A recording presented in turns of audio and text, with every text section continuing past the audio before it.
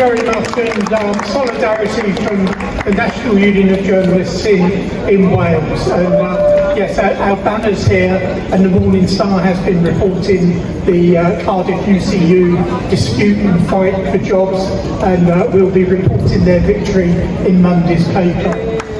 Thank you. Welcome.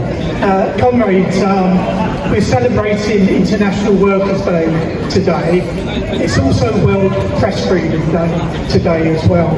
And I could speak to you about the repressive measures being taken around the world and in Britain against journalists and photographers. Journalist like Asa Winstanley, whose house was raided, his computers taken. Photographers whose equipment is seized on marches and demonstrations and isn't given back for months, putting their livelihoods under threat. I could talk about that in detail. I'm not going to, because earlier this week we commemorated Workers' Memorial Day. Those workers who have been killed while at work.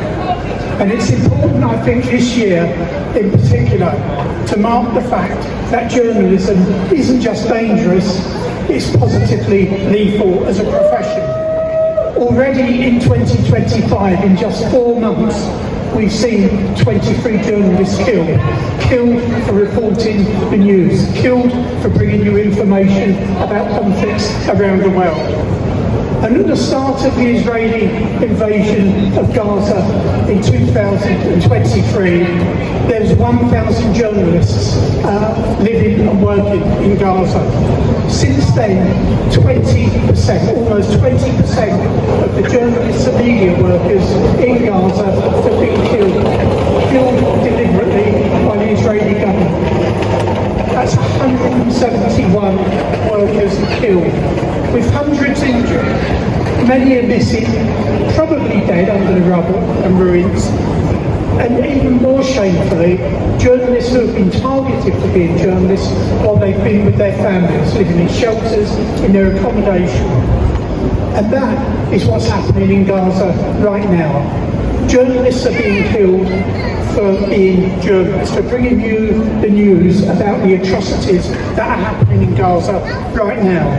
Now, journalists are civilians, so what's happening to them is a war crime. And that's a war crime for which Israel will be made to pay a price for. There's no impunity for war crimes, and there's no impunity for killing civilians or journalists. And in the history of journalism, never have so many been killed in such a short period of time. So we bring solidarity, but